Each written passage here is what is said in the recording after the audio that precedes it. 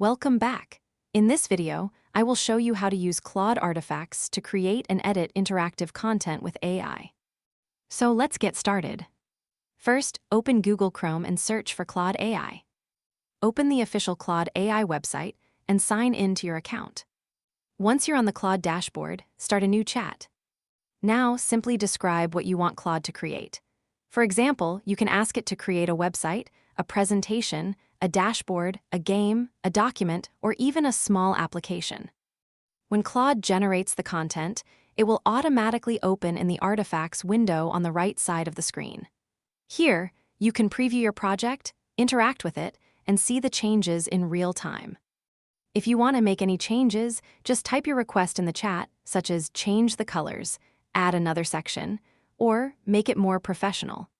Claude will instantly update the artifact without starting from scratch. You can also copy, download, or continue editing your artifact whenever you need. This makes it easy to build interactive content, documents, websites, and other projects in one place. And that's it. You've successfully learned how to use Claude artifacts to create and edit interactive content with AI. I hope this video helped you. If you found this tutorial useful, please don't forget to like this video, subscribe to the channel, and share it with others. Thanks for watching.